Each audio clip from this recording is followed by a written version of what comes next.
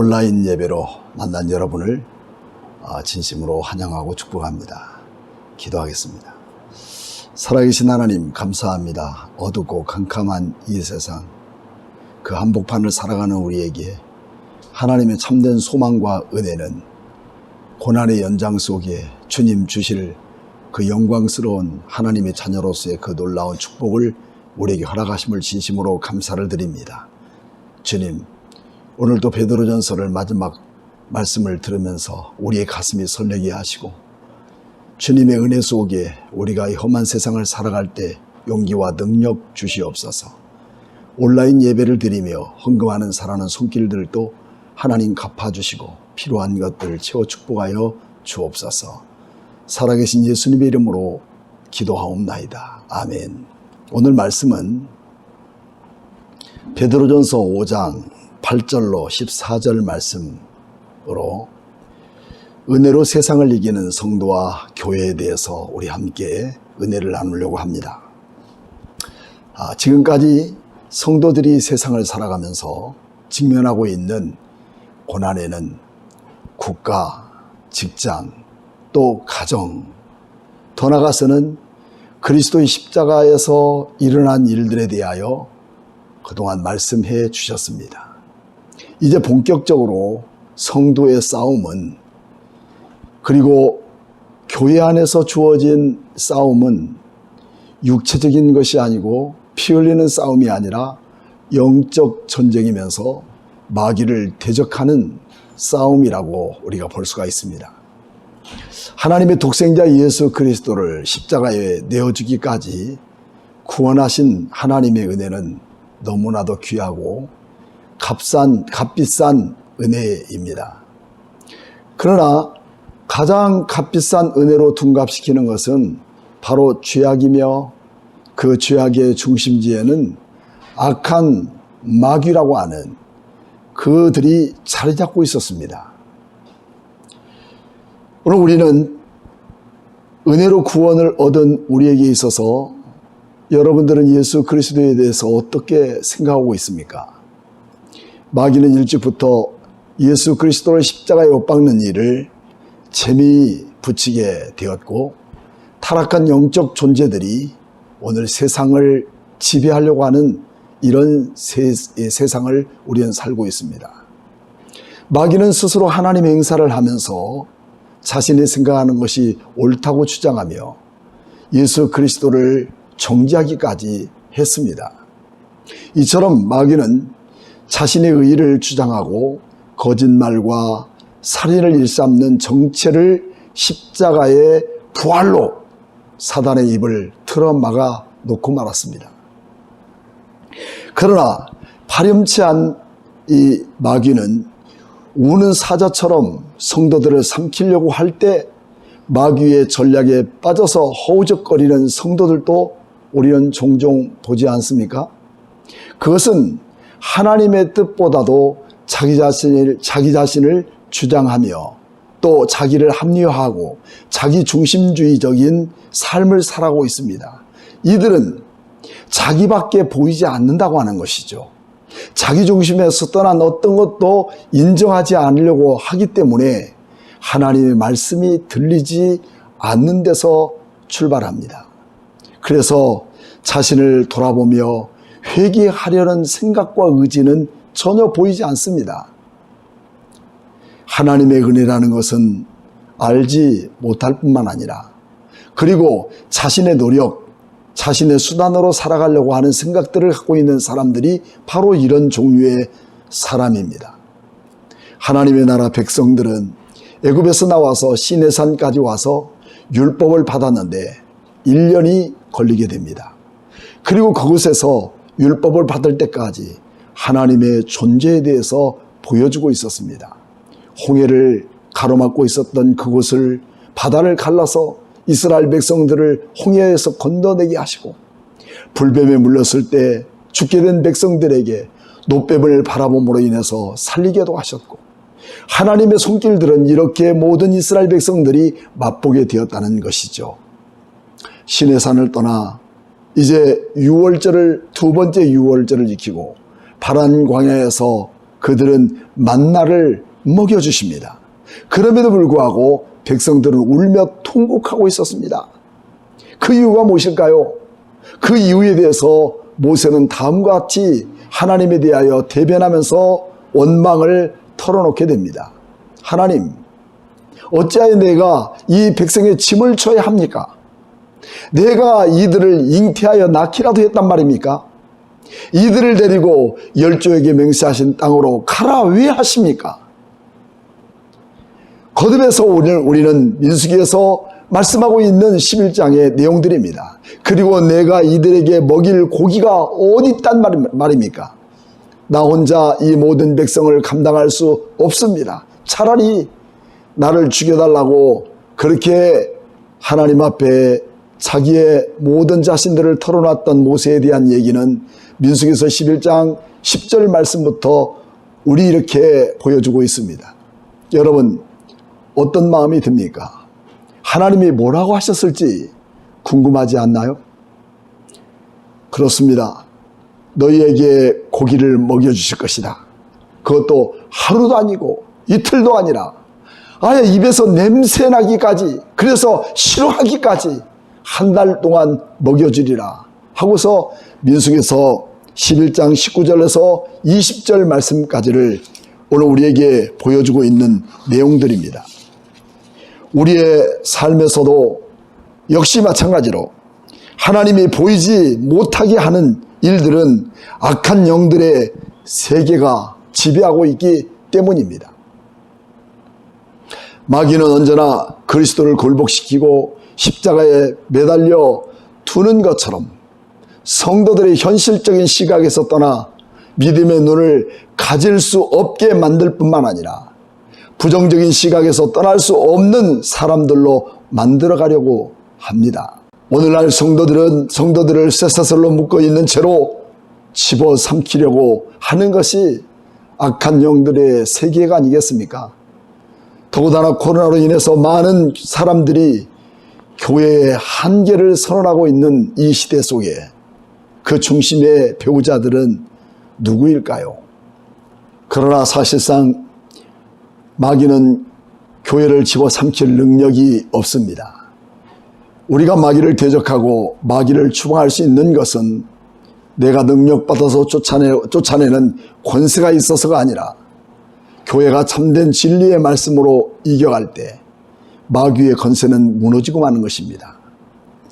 디모데전서 4장 17절 말씀 보면 주께서 내 곁에 서서 나에게 힘을 주심은 나로 말미암아 선포된 말씀이 온전히 전파되어 모든 이방인이 듣게 하려 하심이니 내가 사자 입에서 건짐을 받았느니라 라고 말씀합니다. 다시 말하면 내 자신이 하나님의 진리의 말씀에 있고 말씀대로 살아가느냐에 달려있다는 말씀입니다. 그렇지 못한다면 아무리 대단한 능력을 가지고 있고 많은 성경을 알고 있고 많이 기도한다 할지라도 마귀의 올무가 되고 마는 것이지요.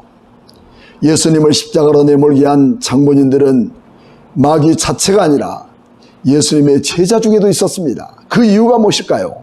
아담과 하와도 또 예수님의 제자들도 그 하나님의 말씀, 주님의 말씀에 귀 기울여 가기보다는 오히려 마귀의 마음을 빼앗겨버리고 말았던 것이죠. 그래서 요한복음 13장 2절 말씀 보면 마귀가 벌써 시몬의 아들 가룟 유다의 마음에 예수를 팔려는 생각을 넣었더라 라고 말합니다. 지금도 주님의 말씀에 서서 순종하며 살기보다도 우는 사자처럼 삼킬 자를 찾는 마귀의 지배 아래 있는 그런 성도들도 많다는 것입니다. 베드로전서 5장 8절 말씀에도 우리가 다시 한번 살펴보면 그런 말씀이 있습니다. 근신하라 깨어라 너희 대적 마귀는 오는 사자같이 두루 다니며 삼킬 자를 찾나니 라고 말씀하고 있습니다. 여러분, 하지만 빛으로 오신 그리스도께서 다시 직접 재림하실 때까지는 악한 자들의 세력을 멈추지 않고 있다는 것입니다. 베드로전서 4장 12절 말씀에 사랑하는 자들아 너희를 연단하여 오는 불시험을 이상한 일을 당하는 것 같이 이상히 여기지 말고 라고 이렇게 말씀하고 있습니다. 그 이유는 무엇일까요? 이때를 통해서 하나님은 알곡과 쭉정이를 골라내는 것 아니겠습니까? 우리는 새벽이 가까울수록 어둠은 깊어지고 또 추위는 더 큽니다. 하지만 새벽은 그렇게 길지 않습니다. 곧 날이 밝아오고 해가 떠오르면 어둠과 추위는 사라지고 마는 것입니다. 그러므로 믿음에 굳게 서서 마귀를 대적해야 합니다. 성도들이 마귀를 대적하는 싸움이 무엇일까요? 그것은 마귀를 쫓기 위해서 거친 언어를 사용하는 것일까요? 눈을 부릅뜨고 무서운 형상을 가진 자처럼 해서일까요? 무엇을 먹을까, 무엇을 입을까 생각하면서 어떻게 마귀를 쫓을까 생각하며 기도의 능력을 받은 자일까요? 여러분, 하지만 하나님의 나라와 의를 위해서 싸우도록 부르심을 받았다는 사실을 오늘 여러분과 제가 잊어서는 안 되는 것입니다. 마태복음 6장에는 그런 내용을 담고 있습니다. 교회는 어떤 영적 전쟁을 우리가 치러야 할까요? 더 많은 성도들로 자신의 교회를 채우기 위한 싸움일까요? 결코 아닙니다. 세속주의와 현실 만족주의, 자기 실현과 생존을 위해 자신을 싸우며 넘치는 죄악과 타락의 풍랑에 맞서 피 흘리기까지 싸워야 하는 것이 오늘 우리가 가져야 할 악한 영들과의 싸우는 영적 전쟁이라고 그렇게 선포할 수가 있습니다. 그래서 하나님만을 의지하고 십자가 군병으로서 그리스도를 따르기 위하여 싸움을 싸우는 것이며 진리의 말씀을 붙들고 그 말씀으로 살겠다는 각오와 다짐을 위해 죽기까지 다해야겠다는 바로 그 싸움입니다. 잘 싸우는 것보다 바른 싸움이 필요합니다. 바른 싸움을 싸우는 성도들이 오늘날 되어야 될 것입니다. 주님께서 명령한 싸움을 우리가 싸워야 한다는 것입니다. 그것은 우리가 싸워야 할 싸움이 아니라 하나님의 은혜 안에 우리가 있어야 합니다. 내 힘이 아니구나. 오직 하나님의 은혜뿐이구나. 내가 할 수 있는 일은 한계이며 내가 할 수 있는 일은 매우 제한적인 것입니다. 그렇지만 그때마다 우리 주님은 나를 통해서 이기게 하시고 나를 통해서 은혜를 베푸셔서 오늘 하나님의 자녀로서 든든히 살아갈 수 있는 영적 무장된 하나님의 자녀로 설 수 있는 것 아니겠습니까? 모든 것이 그러므로 하나님의 은혜라고 하는 부분들을 10절부터 11절까지를 말씀하고 있는 내용입니다. 어느 누구도 인생의 방향을 자기가 계획하거나 인생에 설계한 그런 방향대로 자리 잡고 갈 수 없습니다. 어쩌면 우리의 의지대로 결정된 것이 인생이라고 말할 수 없다는 사실입니다. 그래서 10절에는 그런 말씀을 다루고 있습니다. 모든 은혜의 하나님 곧 그리스도 안에서 너희를 부르사 자기의 영원한 영광에 들어가게 하신 이가 잠깐 고난을 당할 너희를 친히 온전하게 하시며 굳건하게 하시며 강하게 하시며 털을 견고하게 하시느니라라고 말씀하고 있습니다. 성도들의 삶에서 매우 중요하고 또 결정적인 것은 우리는 전적으로 부패하고 타락한 존재라는 것입니다. 그런 우리를 하나님이 부르심에 관하여 거부할 수 없는 불강력적 은혜라고 칼빈은 그의 강요에서 말하고 있습니다. 하나님의 은혜는 여기에서 멈추지 않습니다. 모든 은혜의 하나님이라고 10절에 말씀하고 있습니다.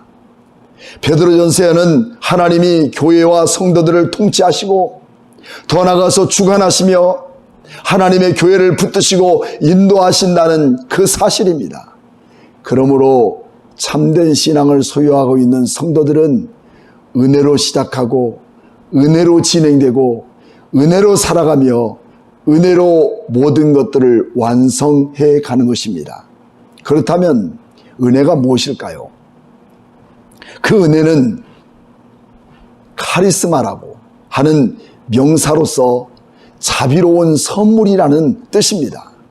그렇습니다.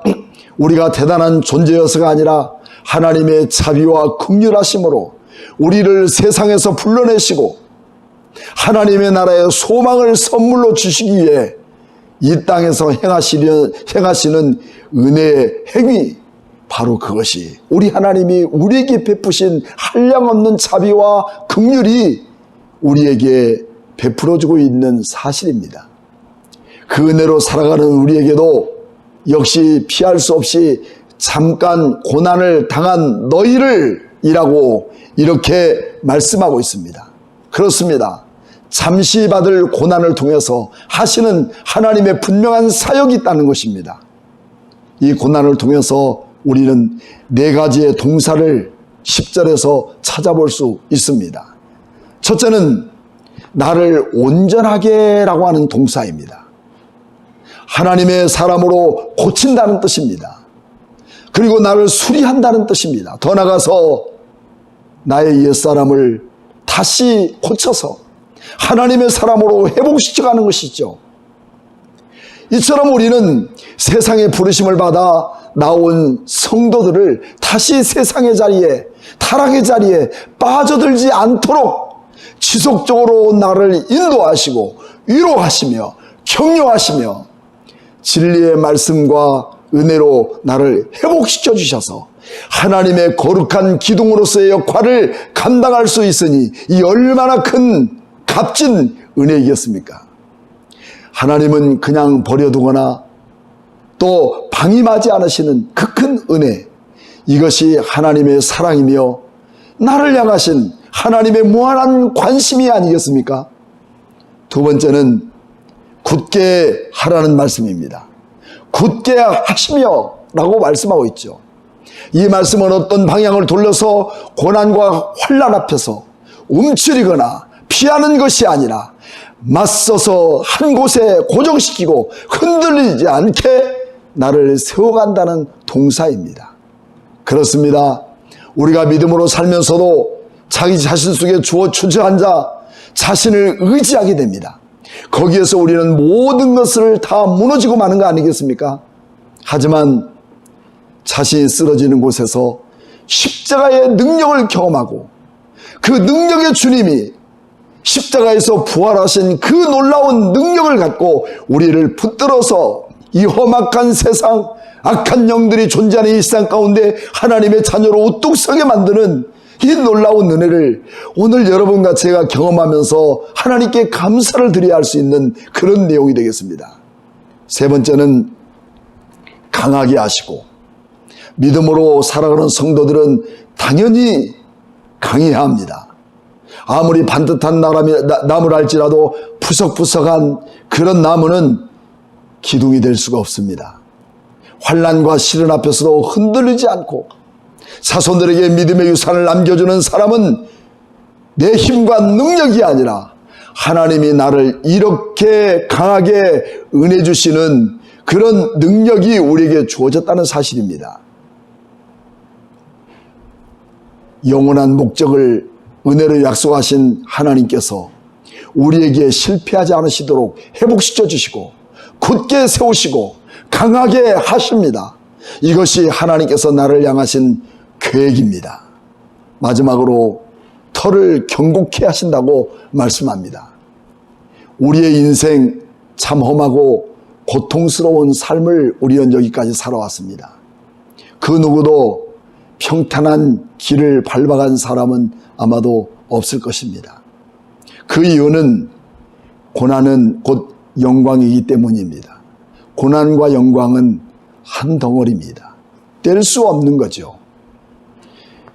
하나님의 백성으로 살아가기 위한 하나의 수단이며 또 더 나아가서 영광스러운 축복의 과정이기 때문에 우리에게는 잠깐 고난이라고 하는 이 터 위에서 나를 견고케 만들어가고 있는 그런 은혜인 것입니다. 그 이유는 터가 견고하다는 그 사실은 베드로는 반석이란 단어를 찾은 것입니다. 그래서 마태복음 7장 25절 말씀에 그런 말씀하고 있죠. 비가 내리고 창수가 나며 바람이 불어 그 집에 부딪히되 무너지지 아니하나니 이는 주추를 반석 위에 놓은 까닭이요 라고 합니다. 그래서 주님은 베드로에게 반석, 바위라고 이름을 주어지지 않았겠습니까? 마태복음 16장 18절 말씀에 또 내가 네게 이르노니 너는 베드로라. 내가 이 반석 위에 내 교회를 세우리니 음부의 권세가 이기지 못하리라 말씀하고 있습니다. 그렇습니다. 이 세상을 살아가는 동안 마귀의 권세와 음부의 권세가 이기지 못하는 그 이름, 그것이 바로 오늘 우리에게 견고한 터, 반석 같은 믿음을 오늘 우리에게 허락하시는 그 사실입니다. 우리 하나님은 견고하게 하시고 실수가 없으시며 신실하신 하나님이 우리를 반석 위에 교회를 세우시고 하나님의 나라 기둥되게 하시고 세상의 한복판을 살아가는 동안 서로 무난하고 위로하며 용기를 주는 성도들이 십자가의 은혜로 산 소망을 가지고 이 세상을 사랑하기 위한 우리의 모습이라는 것을 베드로는 말씀합니다. 그리고 마지막 14절 말씀에 너희는 사랑이 임하심으로 서로 무난하라.